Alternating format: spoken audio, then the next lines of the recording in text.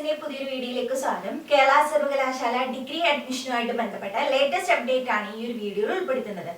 കേരള സർവകലാശാല ഡിഗ്രി അഡ്മിഷന് വേണ്ടി എങ്ങനെയാണ് നമുക്ക് അപ്ലൈ ചെയ്യാനായിട്ട് കഴിയുന്നതെന്നാണ് ഈ ഒരു വീഡിയോയിൽ പറയുന്നത്. ഇപ്പൊ തന്നെ ഒരുപാട് കുട്ടികൾ അപ്ലൈ ചെയ്ത് കഴിഞ്ഞിട്ടുണ്ടായിരിക്കും, കുറെ പേര് അപ്ലൈ ചെയ്യാൻ വെയിറ്റ് ചെയ്യുന്നുണ്ടായിരിക്കും. അപ്പൊ എല്ലാവർക്കും യൂസ്ഫുൾ ആയിട്ടുള്ള ഒരു വീഡിയോ ആണ്. അപ്ലൈ ചെയ്തവര് കൃത്യമായിട്ടാണോ അപ്ലൈ ചെയ്തതെന്ന് നിങ്ങൾക്ക് ഈ ഒരു വീഡിയോ ചെക്ക് ചെയ്ത് മനസ്സിലാക്കാനായിട്ട് സാധിക്കും. അതുപോലെ തന്നെ അപ്ലൈ ചെയ്യാനുള്ള വിദ്യാർത്ഥികൾക്ക് കൃത്യമായി വീഡിയോ കണ്ട് മനസ്സിലാക്കിയിട്ട് നിങ്ങൾക്ക് അപ്ലൈ ചെയ്യാനായിട്ട് സാധിക്കും. അപ്പൊ അപ്ലൈ ചെയ്ത വിദ്യാർത്ഥികൾക്ക് എന്തെങ്കിലും എഡിറ്റ് ചെയ്യണമെങ്കിൽ അതെങ്ങനെയാണെന്നൊക്കെ നമ്മൾ ഈ ഒരു വീഡിയോയിൽ പറയുന്നുണ്ട്. അപ്പൊ വീഡിയോ മുഴുവനായിട്ട് കാണുക. നിങ്ങൾക്ക് എന്തെങ്കിലും ഡൗട്ടുകൾ ഉണ്ടെങ്കിൽ നിങ്ങൾ കമന്റിലൂടെ ചോദിക്കുക. കേരള യൂണിവേഴ്സിറ്റിയുടെ സൈറ്റിൻ്റെ ലിങ്ക് ഡിസ്ക്രിപ്ഷൻ ബോക്സിൽ കൊടുക്കാം. നിങ്ങൾക്ക് ആ സൈറ്റിൽ ലിങ്കിൽ ക്ലിക്ക് ചെയ്ത് കഴിഞ്ഞാൽ നിങ്ങൾക്ക് ഒരു വിൻഡോ ഓപ്പൺ ആയിട്ട് വരും. അപ്പോൾ ഇവിടെ നിങ്ങൾക്ക് ഡയറക്റ്റ് ആയിട്ട് ലിങ്ക് ക്ലിക്ക് ചെയ്യുമ്പോൾ നിങ്ങൾക്ക് അഡ്മിഷൻ്റെ സൈറ്റിലേക്ക് തന്നെയാണ് പോകുന്നത്. അപ്പോൾ അതിൽ അഡ്മിഷൻ എന്നുള്ള ലിങ്ക് സൈറ്റ് ഓപ്പൺ ആയിട്ട് വരും. അപ്പോൾ ഇതിനകത്ത് നിങ്ങൾ 4 ഇയർ ഡിഗ്രി പ്രോഗ്രാം UG എന്നുള്ളതാണ് ക്ലിക്ക് ചെയ്യേണ്ടത്. ആ ക്ലിക്ക് ചെയ്ത് കഴിഞ്ഞാൽ നിങ്ങൾക്ക് അതിൻ്റെ കുറേ ഇൻസ്ട്രക്ഷൻസ് വരും. ആ ഇൻസ്ട്രക്ഷൻ്റെ മുകളിൽ രജിസ്റ്റർ ഹിയർ എന്നുള്ളത് ക്ലിക്ക് ചെയ്യുക. രജിസ്റ്റർ ഹിയർ എന്നുള്ളത് ജസ്റ്റ് ക്ലിക്ക് ചെയ്യുമ്പോൾ നിങ്ങൾക്ക് യൂണിവേഴ്സിറ്റിയുടെ അഡ്മിഷൻ്റെ പോർട്ടലാണ് ഓപ്പൺ ആയിട്ട് വരുന്നത്. അപ്പോൾ ആ അഡ്മിഷൻ പോർട്ടൽ ഓപ്പൺ ആയിട്ട് വരുമ്പോൾ നിങ്ങൾക്ക് അതിനകത്ത് കുറേ ഇൻസ്ട്രക്ഷൻസ് തന്നിട്ടുണ്ട്. ആ ഇൻസ്ട്രക്ഷൻസ് ഒക്കെ നിങ്ങൾക്ക് വായിച്ചു നോക്കാം. അതിനുശേഷം ക്ലിക്ക് രജിസ്ട്രേഷൻ എന്നുള്ളത് ക്ലിക്ക് ചെയ്ത് കഴിഞ്ഞാൽ നിങ്ങൾക്ക് ഫസ്റ്റ് ഒരു വിൻഡോ ഓപ്പൺ ആയിട്ട് വരും. അപ്പോൾ അതിൽ നിങ്ങളുടെ ഡീറ്റെയിൽസ് ആണ് എൻ്റർ ചെയ്ത് കൊടുക്കേണ്ടത്. അതായത് ബോർഡ് എക്സാം പാസ് ചെയ്തത്, ഏത് ഇയർ ആണ് പാസ് ചെയ്തത്, അതുപോലെ തന്നെ അതിൻ്റെ രജിസ്റ്റർ നമ്പർ, നിങ്ങളുടെ പേര്, gender, date of birth, email ID, ഇത്രയും കാര്യങ്ങൾ നിങ്ങൾ കൃത്യമായിട്ട് കൊടുക്കണം. ഇത്രയും കാര്യങ്ങൾ കൃത്യമായിട്ട് നിങ്ങൾ എൻ്റർ ചെയ്യണം. നിങ്ങൾ നെയിമൊക്കെ എൻ്റർ ചെയ്യുന്ന സമയത്ത് നിങ്ങളുടെ SSLC സർട്ടിഫിക്കറ്റിൽ കൊടുത്തിട്ടുള്ള കാര്യങ്ങൾ തന്നെ കൃത്യമായിട്ട് എൻ്റർ ചെയ്യുക. അതുപോലെ തന്നെ വാലിഡ് ആയിട്ടുള്ള ഒരു ഇമെയിൽ ID നിങ്ങൾ കൊടുക്കുക. അപ്പോൾ ഇത്രയും ഡീറ്റെയിൽസ് കൊടുത്ത ശേഷം നിങ്ങൾ സബ്മിറ്റ് എന്നുള്ള ഓപ്ഷൻ ക്ലിക്ക് ചെയ്യുക. സബ്മിറ്റ് എന്നുള്ള ഓപ്ഷൻ ക്ലിക്ക് ചെയ്ത് കഴിയുമ്പോൾ നിങ്ങൾക്കൊരു ആപ്ലിക്കേഷൻ നമ്പർ കിട്ടും. ഈ ആപ്ലിക്കേഷൻ നമ്പറാണ് ഇനിയുള്ള നിങ്ങളുടെ ഡിഗ്രി അഡ്മിഷൻ്റെ അവസാനം വരെ നിങ്ങൾക്ക് യൂസ്ഫുൾ ആവുന്നത്. അത് നിങ്ങൾ നോട്ട് ചെയ്ത് വെക്കുക. ദെൻ അതിനുശേഷം വീണ്ടും നിങ്ങൾ എന്ത് ചെയ്യുക, ഹോം പേജിലേക്ക് പോവുക. ഹോം പേജിൽ പോയി കഴിയുമ്പോൾ നിങ്ങൾക്ക് കിട്ടിയിട്ടുള്ള ആപ്ലിക്കേഷൻ നമ്പർ നിങ്ങൾ എൻ്റർ ചെയ്ത് കൊടുക്കുക. അതുപോലെ തന്നെ പാസ്വേഡ് എന്ന് പറയുന്നത് നിങ്ങൾക്ക് നേരിട്ട് വരും. നിങ്ങളുടെ ഡേറ്റ് ഓഫ് ബർത്ത് തന്നെയാണ് നിങ്ങളുടെ പാസ്വേഡ് എന്ന് പറയുന്നത്. നിങ്ങളുടെ പാസ്വേഡ് എൻ്റർ ചെയ്ത് കൊടുക്കുക. /ഇട്ട് നിങ്ങളുടെ ഡേറ്റ്, മന്ത്, ഇയർ എന്നുള്ളതാണ്. അതിനുശേഷം നിങ്ങൾ ലോഗിൻ ചെയ്യാം. ലോഗിൻ ചെയ്യുമ്പം വീണ്ടും നിങ്ങൾക്ക് രജിസ്ട്രേഷൻ്റെതാണ്. ഇതിനകത്ത് 7ഓളം സ്റ്റെപ്പുകളാണ് ഉള്ളത്. ഒന്ന് നിങ്ങളുടെ കാൻഡിഡേറ്റ് പ്രൊഫൈൽ രജിസ്ട്രേഷനാണ്. അതിനകത്ത് നിങ്ങളുടെ ഡീറ്റെയിൽസ് എല്ലാം കൃത്യമായിട്ടായിരിക്കണം നിങ്ങൾ കൊടുക്കേണ്ടത്. നെയിം, ജെൻഡർ, അതുപോലെ തന്നെ നാഷണാലിറ്റി, ഫോൺ നമ്പർ കൃത്യമായിട്ട് നിങ്ങൾ കൊടുക്കണം. രണ്ടാമത് നിങ്ങളുടെ അക്കാഡമിക് പ്രൊഫൈൽ രജിസ്ട്രേഷനാണ്. അക്കാഡമിക് പ്രൊഫൈൽ രജിസ്ട്രേഷൻ എന്ന് പറയുമ്പം നിങ്ങളുടെ സ്ട്രീം ഏതാണ്, എക്സാമിനേഷൻ പാസ് ചെയ്ത് അങ്ങനത്തെ ഉള്ള ഡീറ്റെയിൽസ് ആണ്. ദെൻ നിങ്ങൾക്ക് ഓപ്ഷൻസ് കൊടുക്കാനായിട്ട് സാധിക്കും. Then payment, photo upload, verification ആണ്. അതിനുശേഷം പ്രൊസീഡ് എന്നുള്ള ഇത് കൊടുത്തു കഴിയുമ്പോൾ നിങ്ങൾക്ക് കാൻഡിഡേറ്റ് പ്രൊഫൈൽ രജിസ്ട്രേഷൻ വരും. അപ്പോൾ ഇതിനകത്ത് പേഴ്സണൽ ഡീറ്റെയിൽസ് ആണ് ഫസ്റ്റ് കൊടുക്കേണ്ടത്. നിങ്ങളുടെ പേരും ഡേറ്റ് ഓഫ് ബർത്തും ഒക്കെ ഓൾറെഡി അതിൽ വരും. ദെൻ നിങ്ങൾ കൃത്യമായിട്ടുള്ളൊരു ഫോൺ നമ്പർ കൊടുക്കുക, വാലിഡ് ആയിട്ടുള്ള ഫോൺ നമ്പർ കൊടുക്കുക. അതിനുശേഷം നിങ്ങളുടെ അഡ്രസ്സ്, പ്ലേസ്, അങ്ങനത്തെ ഉള്ള കാര്യങ്ങളാണ് കൊടുക്കേണ്ടത്. അതിനുശേഷം നിങ്ങളുടെ റിസർവേഷൻ ഡീറ്റെയിൽസ് ആണ്, അത് കൃത്യമായിട്ട് കൊടുക്കുക. നിങ്ങളുടെ റിലീജിയൻ, കാസ്റ്റ്, കാറ്റഗറി ആയിട്ടുള്ളത് കൊടുക്കുക. നിങ്ങൾക്ക് റിസർവേഷൻ കാറ്റഗറിയിലൊക്കെ അഡ്മിഷൻ കിട്ടാൻ അത് വളരെ അത്യാവശ്യമാണ്. അതുകൊണ്ട് തന്നെ അത് കൃത്യമായിട്ട് കൊടുക്കുക. നിങ്ങൾ OEC ആണെങ്കിൽ S എന്നുള്ളത് കൊടുക്കുക. EWS കാറ്റഗറിയിൽ വരുന്ന സ്റ്റുഡൻസ് ആണെങ്കിൽ EWS നിങ്ങൾ കൃത്യമായിട്ട് കൊടുക്കുക. അപ്പോൾ ഇത് കൊടുത്തു കഴിഞ്ഞാലാണ് നിങ്ങളെ റിസർവേഷൻ കാറ്റഗറിയിലേക്ക് നിങ്ങളെ പരിഗണിക്കുന്നത്. അപ്പോൾ നിങ്ങൾ റിലീജിയൻ സെലക്ട് ചെയ്ത് കൊടുക്കുക. നിങ്ങളുടെ റിലീജിയൻ ഒക്കെ കൊടുക്കുക. അതിനുശേഷം സ്പെഷ്യൽ വെയിറ്റേജ് ആണ്. അതായത് നിങ്ങൾ NSS, NCC, student police cadet, ഇങ്ങനത്തുള്ള എക്സ് സർവീസ്മാൻ്റെ ആയിട്ട് ബന്ധപ്പെട്ട എന്തെങ്കിലും ഉണ്ടെങ്കിൽ അത് നിങ്ങൾ കൊടുക്കുക. അതിനുശേഷം നിങ്ങൾ ഡിഫറെൻ്റ്ലി ഏബിൾഡ് ആയിട്ടുള്ള സ്റ്റുഡൻ്റ് ആണെങ്കിൽ അത് S കൊടുക്കുക. അത്രയും ഡീറ്റെയിൽസ് ആണ് ഈ ഒരു ഫസ്റ്റ് സ്റ്റേജിൽ വരുന്നത്. ഇവിടെ നിങ്ങൾ നിർബന്ധമായിട്ടും ശ്രദ്ധിക്കേണ്ടത് നിങ്ങളുടെ റിസർവേഷൻ കൊടുക്കുന്നത് നിങ്ങൾ കൃത്യമായിട്ടായിരിക്കണം. എങ്കിൽ മാത്രമേ EWS കാറ്റഗറിയിലും OBC കാറ്റഗറിയിലും അഡ്മിഷനും ഒക്കെ നിങ്ങളെ പരിഗണിക്കത്തുള്ളൂ. അപ്പോൾ ഇത്തരം കാര്യങ്ങൾ കൃത്യമായിട്ട് നിങ്ങൾ കൊടുക്കുക. എഡിറ്റ് ചെയ്യാം എങ്കിൽ പോലും നിങ്ങൾ കൃത്യമായിട്ടായിരിക്കണം കാര്യങ്ങൾ കൊടുക്കേണ്ടത്. ദെൻ അതിനുശേഷം നിങ്ങൾ സേവ് ആൻഡ് കണ്ടിന്യൂ കൊടുക്കുക. സേവ് ആൻഡ് കണ്ടിന്യൂ കൊടുത്തു കഴിയുമ്പോൾ നിങ്ങൾക്ക് നെക്സ്റ്റ് വരുന്നത് അക്കാഡമിക് പ്രൊഫൈൽ രജിസ്ട്രേഷനാണ്.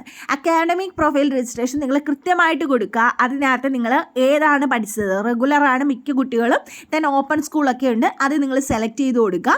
ദെൻ നിങ്ങളുടെ ബോർഡ് ഓർ എക്സാം പാസ്ഡ്, ഏത് ബോർഡിൽ നിന്നാണ്, സ്ട്രീം ഏതാണ്, അതിനുശേഷം ഏത് വർഷമാണ് പാസ് ചെയ്ത്, ഇതെല്ലാം നിങ്ങളുടെ +2 സർട്ടിഫിക്കറ്റ് കൃത്യമായിട്ടുണ്ട്, അത് നോക്കി കൊടുക്കുക.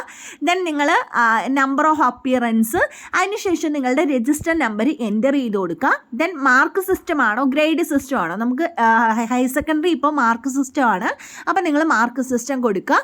ദെൻ ഏത് ഇയർ ആണ് പാസ് ചെയ്തത്, അങ്ങനത്തെ ഉള്ള കാര്യങ്ങൾ ഡീറ്റെയിൽഡ് ആയിട്ട് നിങ്ങൾ കൊടുക്കുക. നമ്പർ ഓഫ് അപ്പിയറൻസ് എന്ന് വെച്ചാൽ നിങ്ങൾ എത്രാമത്തെ തവണയാണ് എക്സാം പാസ് ചെയ്തതെന്നാണ്. ഫസ്റ്റ് തവണ തന്നെ പാസ് ചെയ്താണെങ്കിൽ നമ്പർ ഓഫ് അപ്പിയറൻസ് 1 ആണ്. ഇനിയല്ല നിങ്ങൾ ഏതെങ്കിലും സപ്ലി എഴുതിയിട്ടുണ്ടെങ്കിൽ അത് 2 അങ്ങനെ നിങ്ങൾ കൊടുക്കണം. ദെൻ നിങ്ങളുടെ രജിസ്റ്റർ നമ്പർ കൃത്യമായിട്ടായിരിക്കണം കൊടുക്കേണ്ടത്.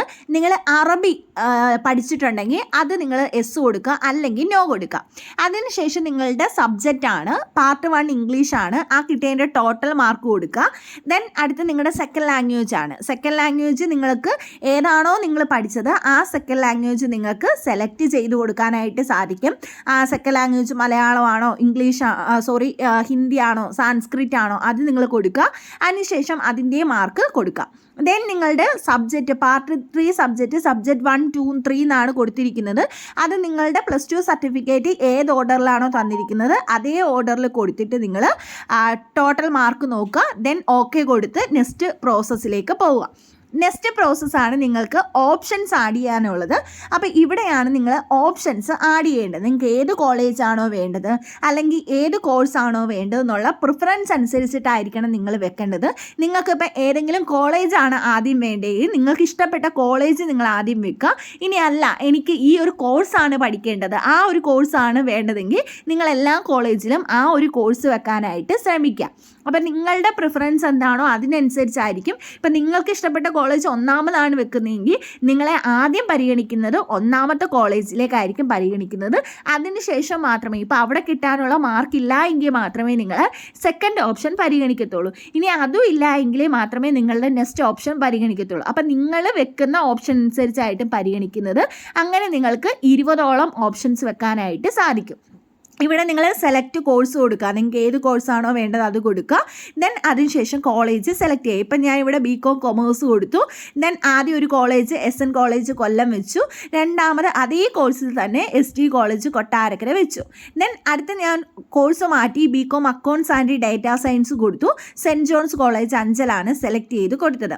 അപ്പോൾ ഇനി എനിക്ക് തോന്നുകയാണ് വേറൊരു സബ്ജക്റ്റാണ് കൊടുക്കേണ്ടത്. അപ്പോൾ ഞാൻ BA എക്കണോമിക്സ് സെലക്ട് ചെയ്തു.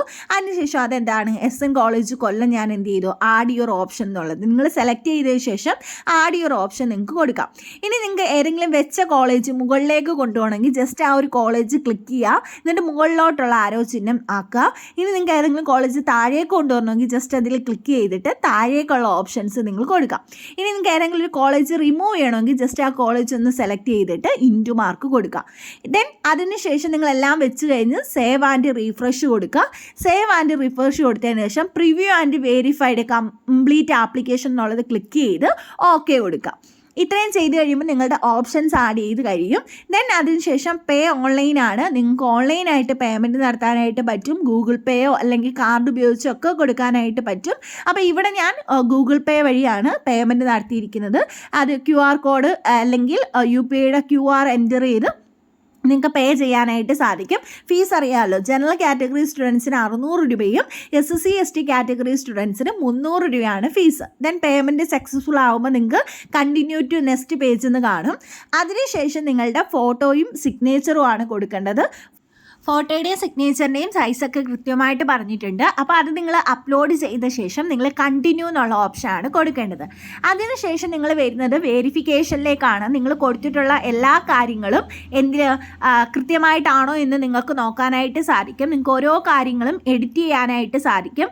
അതുപോലെ തന്നെ നിങ്ങളുടെ ഓപ്ഷൻസ് നിങ്ങൾക്ക് വേണമെങ്കിൽ വീണ്ടും റീഅറേഞ്ച് ചെയ്യാനായിട്ട് സാധിക്കും.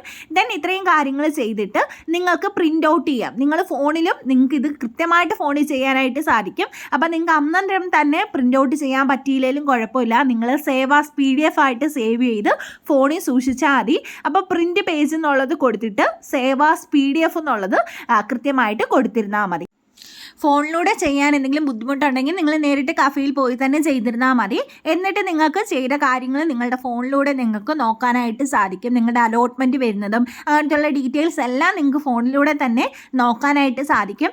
നമ്മളുടെ ചാനലിൽ എല്ലാ കാര്യങ്ങളും ഡീറ്റെയിൽഡ് ആയിട്ട് അപ്ലോഡ് ചെയ്യും. അതത് സമയത്ത് തന്നെ നിങ്ങൾക്ക് വീഡിയോസ് വരും. അപ്പോൾ അതിനുവേണ്ടി ഇപ്പോൾ തന്നെ ചാനലൊന്ന് സബ്സ്ക്രൈബ് ചെയ്യുക. തൊട്ടടുത്തുള്ള ബെല്ലൈക്കൺ കൂടി ഒന്ന് എനേബിൾ ചെയ്യുക. അതുപോലെ തന്നെ ഫ്രണ്ട്സിന് എല്ലാവർക്കും ഒന്ന് ഷെയർ ചെയ്ത് കൊടുക്കുക. നമുക്ക് ടെലിഗ്രാമിലൊരു ചാനലുണ്ട് 10K ഫോളോവേഴ്സ് ഉള്ളത്. അപ്പോൾ അതുകൂടി നിങ്ങളൊന്ന് ഫോളോ ചെയ്യുക. അതിലെല്ലാ ഡീറ്റെയിൽസും നമ്മൾ അപ്ലോഡ് ചെയ്യുന്നതായിരിക്കും. അപ്പോൾ നിങ്ങൾക്ക് എന്തെങ്കിലും ഡൗട്ടുകളുണ്ടെങ്കിൽ കമൻറ്റിലൂടെ ചോദിക്കുക. നിങ്ങൾക്ക് വേണ്ടുന്ന വീഡിയോസ് കമൻറ്റിലൂടെ പറയുക. അത് നമ്മൾ നെക്സ്റ്റ് വീഡിയോസ് ആയിട്ട് ചെയ്യുന്നതായിരിക്കും. അപ്പോൾ നെക്സ്റ്റ് ഒരു വീഡിയോയിൽ കാണാം. താങ്ക്